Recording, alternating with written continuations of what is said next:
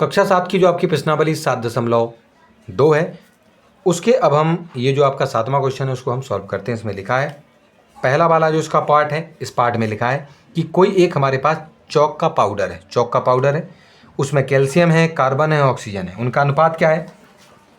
10, 3, 12, यानी 10 हिस्सा आपका कैल्शियम का है, 3 हिस्सा आपका कार्बन का है और 12 हिस्सा आपका ऑक्सीजन का है।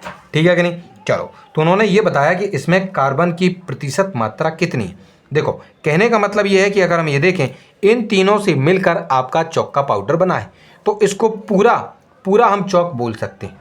ठीक है कि नहीं? और पूरे का मतलब क्या होता है? पूरे का मतलब होता है 100%। यानी कहने का मतलब ये होगा कि इन तीनों को आपस में जोड़ने पर, इन तीनों की प्रतिशत को जोड़ने पर हमारी पूरी 100% आएगी। चलो, तो हम मान लेते हैं कि जो हमारा कैल्शियम है वो 10x है। कितना है ये कैल्शियम? कितना है? इसके लिए x लिखना पड़ता है इसके साथ। तो कैल्शियम आपका कितना माना जाएगा कि ये 10x है।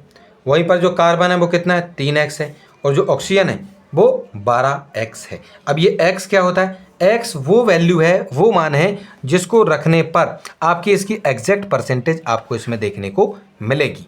ठीक है कि नहीं? चलो, कैसे आप आगे देखते चलिए, आपको पता लग जाएगा।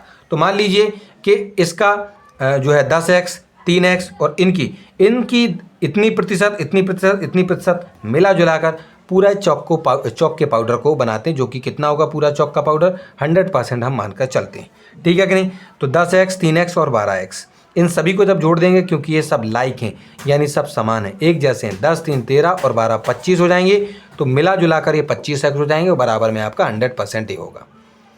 तो अगर हमें x की वैल्यू चाहिए बच्चों, तो 25 इस x के साथ गुणा में, तो जब ये 25 इधर जाएगा तो ये भाग में पहुंच जाएगा आपके 100 के साथ, क्योंकि पक्षांतर यानी ट्रांसपोजिशन होने पर यही होता है, जब कोई चीज़ बराबर के इधर होती है उसका उल्टा हो जाता है। तो गुणा में था ये 25 x के साथ, तो ये इधर जाके 100 के साथ भाग में पहुंच गया। बाद में हम क्या करेंगे? 25 से 100 में जब हम भाग करेंगे तो 25 चौके 100 होता है, यानी बच्चों x की वैल्यू आ जाएगी 4%। यानी कि अगर हम चाहते हैं कि ये जो कैल्शियम है इसकी हमें परसेंट मिले, तो उसके लिए हमें x की वैल्यू जानना ज़रूरी थी।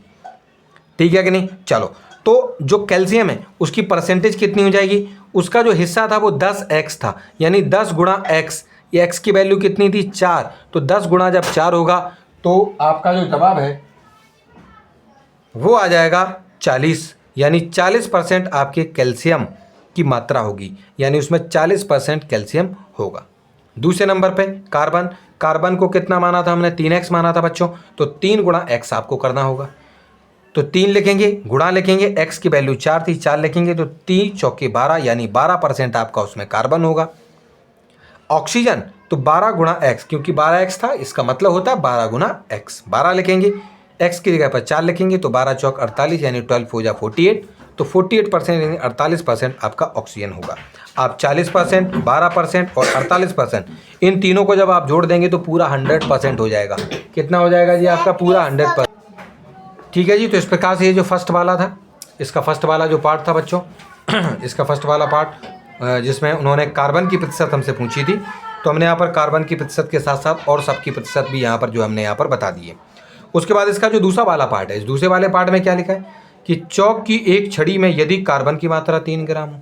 अब देखो, अब उन्होंने ये कहा है कि अब मात्रा उन्होंने बता दी कि 3 ग्राम है। तो मुझे एक बात बताओ, अब इनको आपको क्या करना पड़ेगा?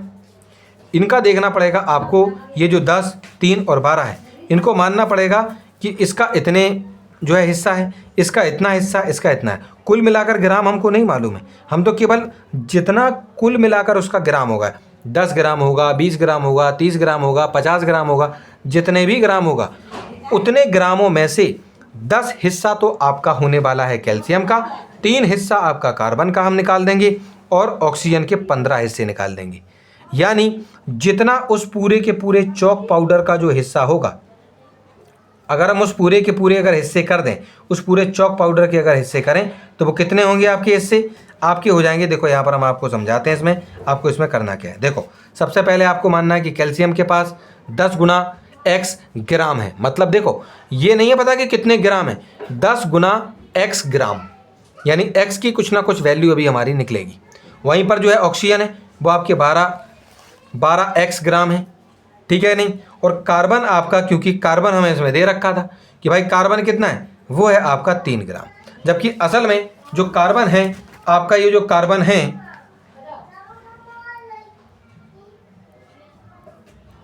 आपका, ये जो कार्बन है वो कार्बन कितना था 3x होगा, क्योंकि कार्बन की हिस्सेदारी बच्चों यहाँ बीच में है ना 3x, 3 है ना कार्बन, तो 3x आपका क्या हो जाएगा कार्बन।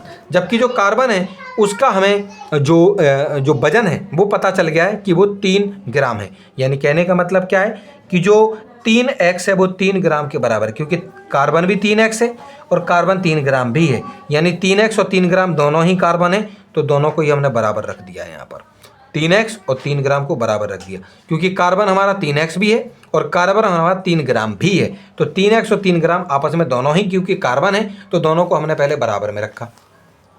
ठीक है कि नहीं। चलो कहाँ पर, ये देखिए, जैसे हमारा कार्बन भी 3x था और हमारा जो कार्बन है वो 3 ग्राम भी था, यानी कार्बन ये दोनों चीज़ें हैं तो दोनों चीज़ों को हमें बराबरी में रखना है।